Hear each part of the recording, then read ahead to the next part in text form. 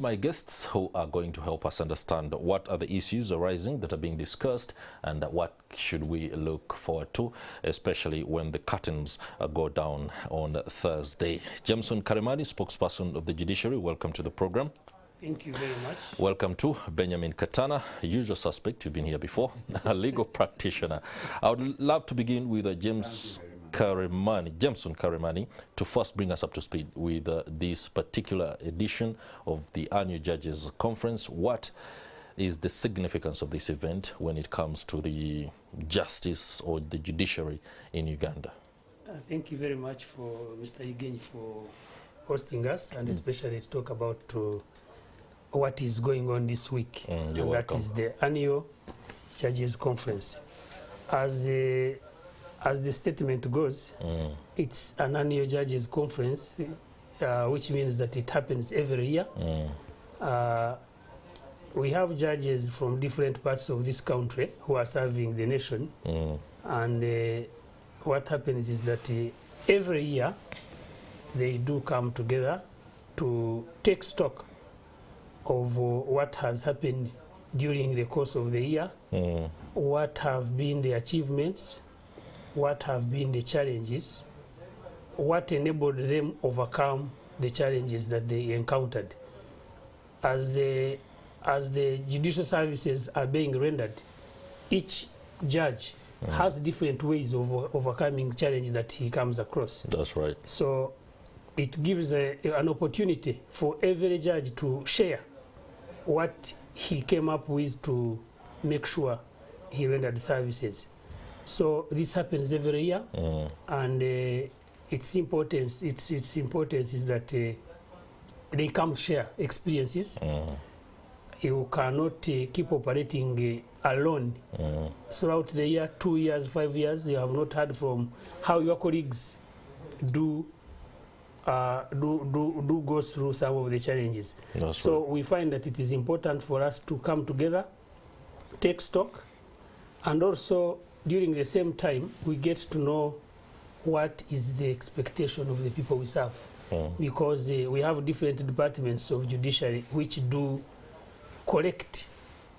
They collect the views, they collect people's challenges they have, and it's during this time that they are presented to the people who render the service to know what the people they serve, what they go through, what they expect them to be doing, and then at the end of the day, they all come together and come up with what is the way forward. How do we overcome this, and how do we go forward to make sure that we improve in as far as the services are concerned. So this conference brings together justices of the Supreme Court, judges of the High Court, and the justices of the Court of Appeal, plus the registrars who work with them. Now, if you see that that combination, you realize that we have senior people there. If you are in the Supreme Court, you have been serving at a certain level, and therefore you have a certain experience, which can help now the judges of the High Court. You tell them, this is what I used to do. How, if I am encountered with a situation like this is how I go through it. Apart from the justices of the Supreme Court, Court of Appeal, and the High Court, every conference that we hold, we try to bring in some experiences from other countries. During this conference, we have had a keynote address, which happened yesterday by the Chief Justice of the Republic of South Africa. And we also have some 2 justices of the Court of Appeal of Ghana. So they are also here to help us understand how do they do things in their countries, and we learn from them, and that helps us to improve on how we serve our people. Okay, thank you very much for that preamble. Let me just come to Benjamin Katana. As a legal practitioner, on the outside, or from my point of view, a layman, the Judges Conference looks like an assembly of peers who come together to, well, talk about issues, tap each other on the back. When you look at what the country is going through right now, what are the issues that are covering, or what issues should be taken care of when the judges sit and discuss away from the administrative aspects? what are the issues that should be looked at in this particular conference? Thank you very much, and good morning, viewers. I think there are two ways to look at this conference. One is what has been ably explained by His Worship Jameson as a moment of reflection. Oh, my apologies. I should have done. She's your worship. Oh my God. Please, thank you very much. As a moment of reflection for the judiciary, and particularly the most important players in that sector, the judges and justices. But the other way is to say that conferences of that nature sometimes can be looked at as rituals. Yeah. That every year there is a conference of this nature. But either way, because of the nature of the conversations that take place, I think there is value that comes out of engagement of that nature. You asked the question on the emerging concerns, or the concerns of the public in as far as administration of justice in this country is concerned. And when you look at the theme about access to justice itself is in response to one of the concerns which I believe is shared by the judiciary and the public, the question of access to justice. In many ways, the judiciary has tried to address it by increasing on the number of judicial officers, especially on the lower bench, the magistrates, and deploying them almost in all corners of the country. But there are issues that need to be addressed. I believe some can be addressed by the judiciary, and I believe others have to be collectively addressed by the people of Uganda. And some of these concerns relate, for example, to the independence of the judiciary. In terms of perception and reality,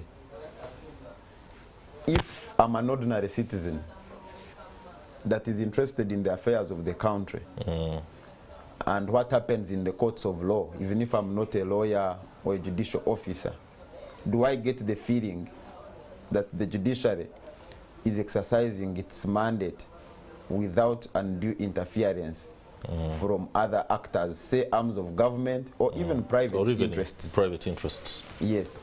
And independent and I political think actors. In that context, there is a lot of work to be done. Because if you have been following developments in the country, we have had incidents where people are granted bail by courts of law, and they are immediately rearrested by security agencies.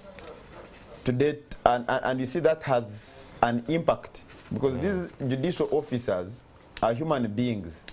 That's right. The general fear that is in the population, they are not immune to that fear. That's because right. they read, they see. And in fact, for them, they appreciate these things maybe more than we do, because a magistrate who is seated in court and people are brought limping because they have been tortured to appear before them, this magistrate knows that he or she too can be subjected to similar treatment if he or she crosses a certain line. So these are the concerns that I said may not be addressed by the judiciary alone.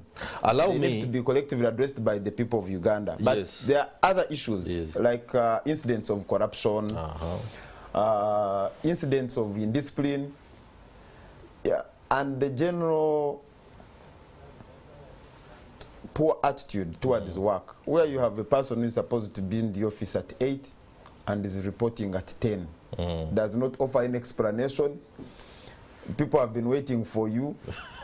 then you enter and you start business, you don't even offer any explanation, or prior to your coming, people are not even told that you're going to be late or not, you're not coming, especially in the up-country stations. So it, and you see most of the court users, they struggle even to raise money for transport. That is right. To come to court.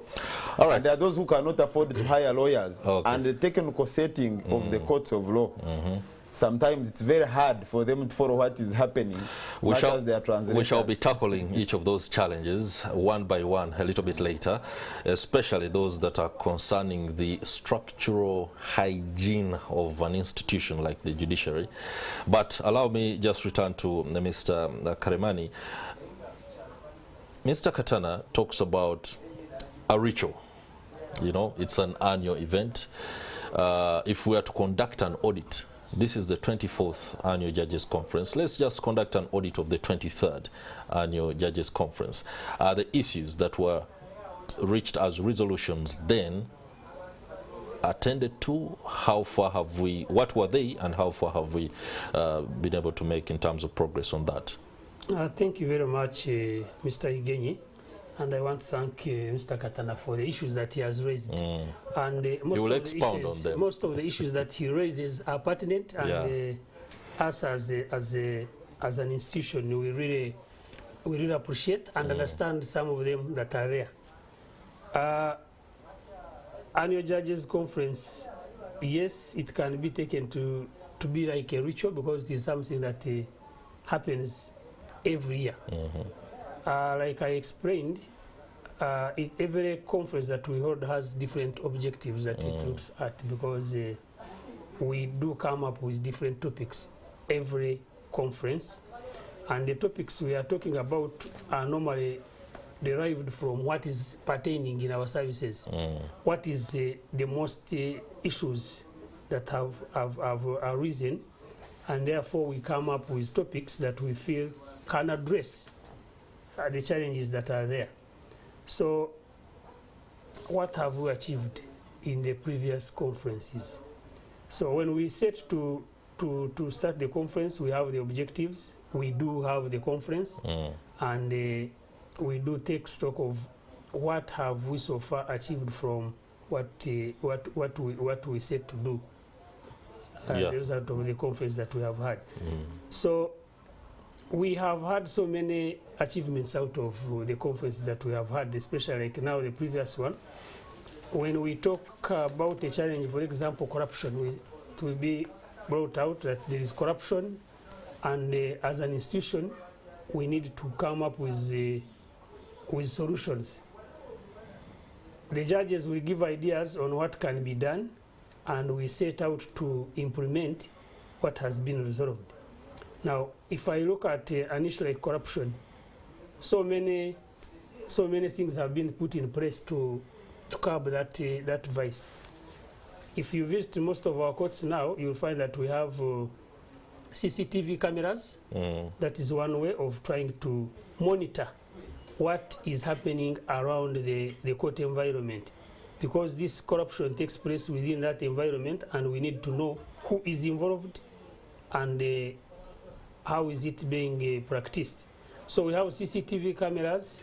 Secondly, out of the discussions, suggestions have been given. We have come up with uniforms for some of our staff. If you visit some of the courts, you'll find that court clerks, drivers, they have uniforms with the names attached to their uniforms. This helps to know which person, when you come to court, which person are you dealing with? Because there are people who come around courts and claim to be staff when they are not, and they extort money from people. So when we have such a measure, people will know if I am talking to so-and-so, I'm seeing his name is a clerk or is something. That helps us to curb that vice, and some of those things come out of the discussions that we are talking about during the conferences. People giving ideas and solutions on how such things can be done. He talked about something to do with our staff coming late to work, and some of them being absent in up-country courts. We are trying to address that, and we have measures we have put in place. One of the measures is that we have we have come up with a system of logging in. And that one is mainly now in Kampala courts. When a staff is coming to work, logs in and log out when you are going away. That helps us to know what time did you report to work and what time did you leave your workstation. Is that sufficient to say somebody has done a good job because they logged in on time and logged out on time? You see, you have to, it may not be an ultimate solution as per se, because someone can log in and just walk away and only come in to log in when he's going out. So, but you have to use a collective. Okay, that is one of the. That is one of that. Okay. Then we have a robust inspectorate now, which makes sure that it moves around courts, abrupt checks. So if you logged in and you moved away, and the inspector comes and finds you are not on the desk. Now your explanation that I logged in at 8 and logged out at 5, yet the person never found you on your desk. Yeah. So we are having a different ways of tackling that, and all these things I'm talking about, most of them, they come out of the discussions, such conferences. Most people give ideas on how can we overcome such and such.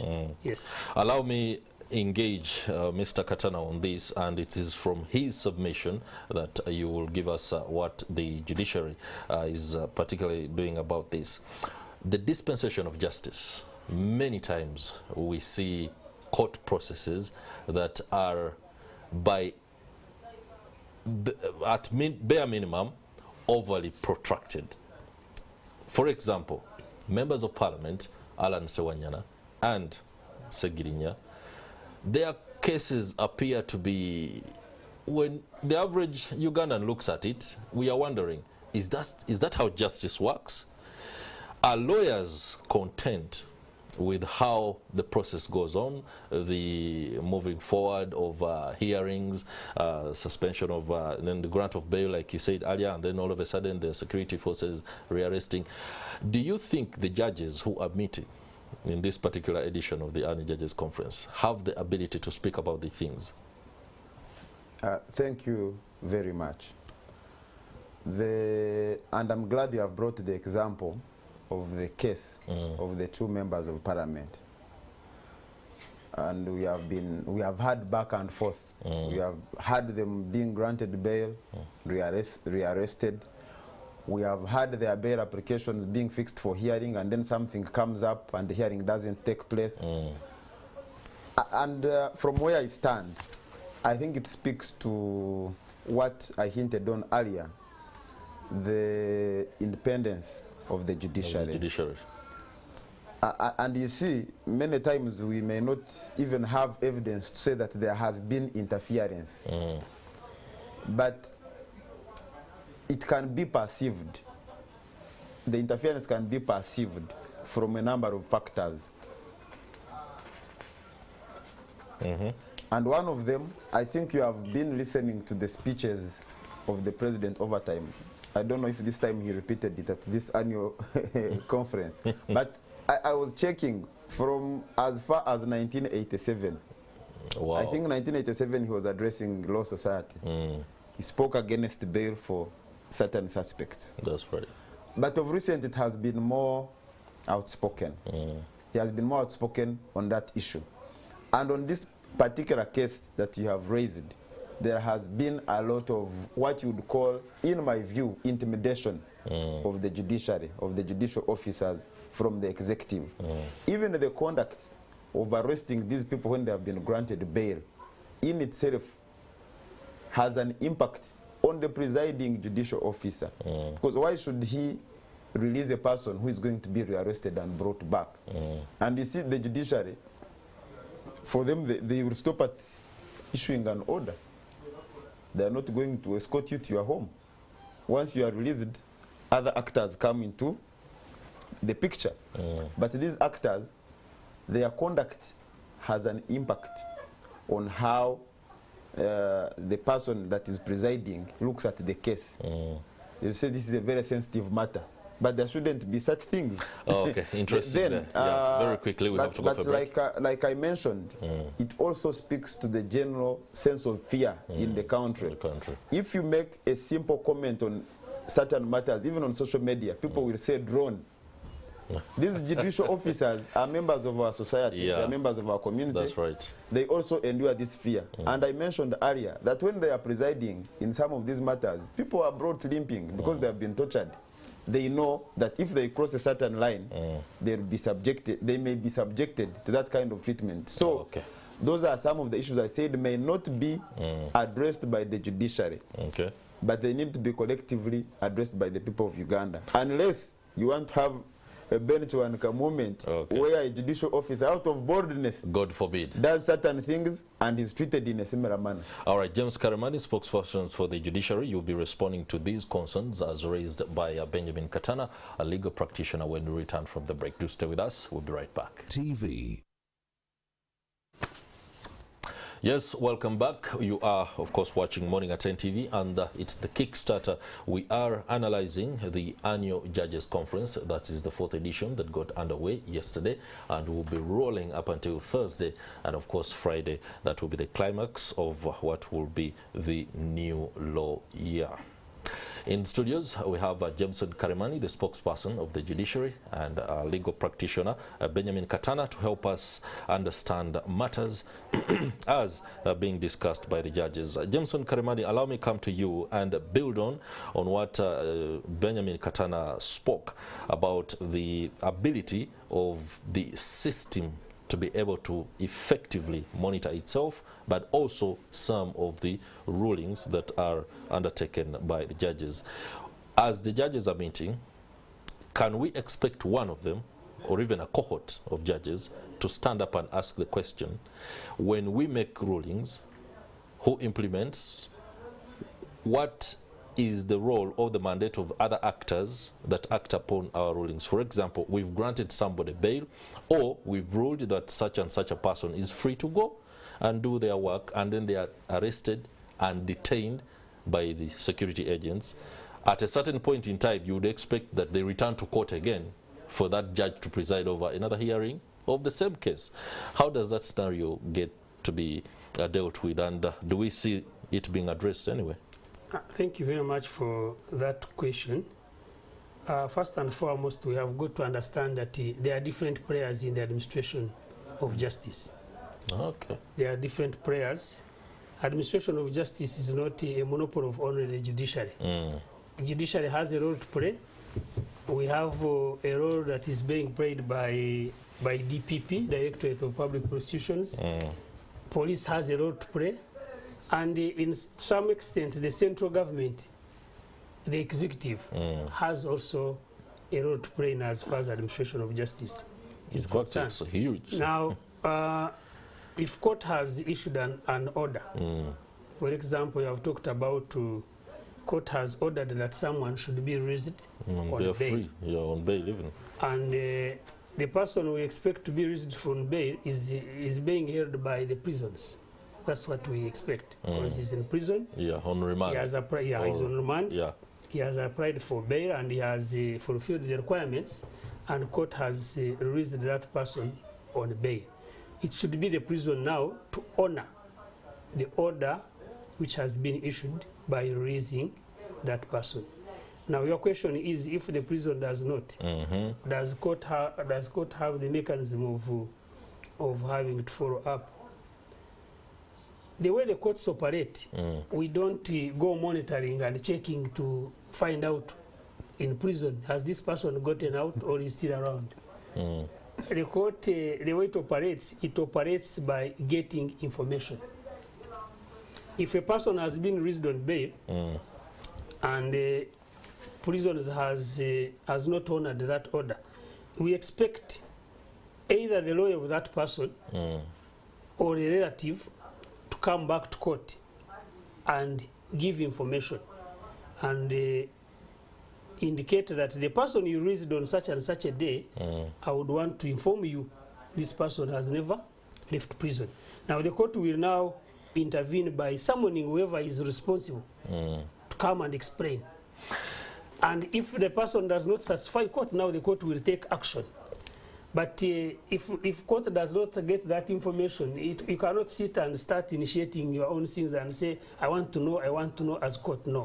That's not how it will work. Let me just halt you in your tracks there and give you the scenario where a court or a presiding judge has issued an order and the person that has been released is well within the precincts of the court, outside the court, and they are arrested or rearrested within the precincts of the High Court. Isn't that, can't the High Court, I don't know even how to ask this question, shouldn't the High Court be able to do something? Because that person has been arrested within the precincts, which ideally shouldn't you be concerned? Because these things happen, you watch them on TV, when you're seated home, you're the judge that ruled, and all of a sudden you're like, the guy I freed was rearrested 2 steps out of my own court. How can't you, you shouldn't be completely powerless. I get your point, and it has two sides. One, as a judge, you can pick interest, and an example I can give is there, where the judges have picked interest and have taken action. If you recall the time of, I don't recall the year very well, but it is termed the Black Mamba. The Black Mamba. When at the High Court, when the judge released suspects. In fact, that's the example I wanted to. And then they were rearrested within the premises of the court, and the judge had to take action and protested against that act. That is one way. As the judge can do it. I remember the protest was a way of a statement that was carried by the media. It was it a directive written?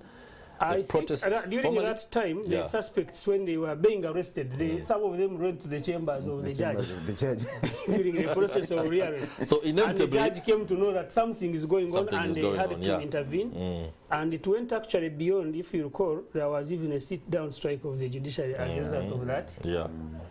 That action was taken. But that being said, the other way I was talking about is it depends on the situation. A situation like that one, it preempted the action. But there are some situations where someone might be having another case. Yes, he has been released on bail, but he has pending charges. So if we take it as a blanket, you will end up shielding other criminal people. Some criminals, you will shield them against rearrest and allow them go, disappear after that release on bail. So that's why I'm saying it depends on the situation that is pertaining. In some situations, it should attract the attention of the judge to intervene, depending on the case. So how to treat it as a case-by-case basis. But if we use it as a brand, that whoever is granted bail should never we have a practitioner here. We shall as a lawyer, use it. If a suspect or a Ugandan has encountered such a scenario where they've been let free or a court order has granted them freedom, but within the precincts of court, they are again rearrested. Of course, lawyers have you can go and file a new case. Isn't there another mechanism that can work faster than filing another case and then going through the process yet again to simply look forward to another scenario like that? Well, I think first of all is that we are not dealing with a hypothetical situation. We are dealing with the reality that there is a trend that this has not happened in cases related to stealing, in cases related to defilement, in cases related to rape and things of that nature. That's right. But it has happened in cases you would call controversial, sometimes that have a political angle, but also these cases where people maybe, you remember like people who were arrested in connection with the murder of the former Deputy IGP Kawesi and the rest. Normally, when these people are rearrested, they prefer fresh charges against them, which of course, in my view, is intended to preempt, to circumvent, or that this person has been granted bail, he has been rearrested. How does government present it? How does it sanitize it? So they bring fresh charges against such a person, which makes it mandatory for you, the lawyer or the family, to file for a fresh, bail application. Okay. But normally, even the trend is that people that are treated in such a manner, the trial never takes off. Not because the judiciary is not ready to hear the case, but there is no case against them to be presented by DPP. They don't bring witnesses. The case eventually collapses. And you can start from those ones of the Black Mamba Day. The people were eventually never convicted. Even the suspects in the Kawesi murder, there has not been any conclusion of the case. The Sewanyanas and the Segirinya have been on remand for now, I think 2 years almost. There has not been, the trial has not taken off, but you see people saying we have a strong case against these people. If you have a strong case against them, bring evidence to court, have them tried and convicted or acquitted by court. I tend to believe that justice has no emotions, so whether Sewanyana looks like he's having a bit of trouble here and there, especially when it comes to health, the judges still maintain that we shall hear that case at a certain point in time. But actually, before you leave that point, it's very quickly. Yes, when a person is unwell and cannot get proper treatment while in detention, courts normally consider that when they are giving bail. I'm sure His Worship can confirm that. Okay. They always do that. But I wonder why in this particular case, Your Worship, it's not, you respond to him and also wrap it up. When shall we have judges at any one point in time understanding the circumstances and the conditions of the poor man in the country and desist from asking for more funding and perhaps say the country is grappling, the average Ugandan is doing badly, we want to concur that things should work? I would like to make a comment on that one as well, Yeah. if you allow me. Maybe just on the issue of the bail of... yeah, very quickly, we don't have a lot of time. I can say that that one I'm not going to go deep into it because I understand there is a bail application pending in Masaka for a judge which is due to be heard. So if I go there, I will preempt. I wouldn't want to preempt that bail application. Of course. Let's give it a chance and see what will come out of it. The issue of the poor person accessing justice. To me, a person comes to court, it's like going to the hospital. When you go to hospital, you have something that is paining you. And you want that pain to be attended to and in time. So there is no one who wakes up and says, let me go to court for fun. A person comes to court. A person comes to court because he has something that is paining him and wants a solution. That's right. And so if you can give that person a solution within a week, would be the best. If it can't be in a week, give it in a month. If it can't be a month, at least give it in a year. But experience has shown that some cases have been in court for years, which is not good for us. And that's why in this, we call it transformation agenda in judiciary, to make access to justice a reality. And if you have followed the Chief Justice's argument, which includes what he was presenting yesterday, he would wish to have a person walk, the way you walk to go and fetch water in a short distance should be the way you walk to access justice. And that is how cheaper it can be for you if you can access it in a short distance. All right. There's a lot, of course, that we can talk about, especially with regard to the annual judges conference. There's something you wanted to respond to. Can you use 10 seconds if you can? No, the comment about the budget. The budget requirements. Yeah. Anyway, that's an ongoing issue. I'm afraid I'm going to have to let it be for now.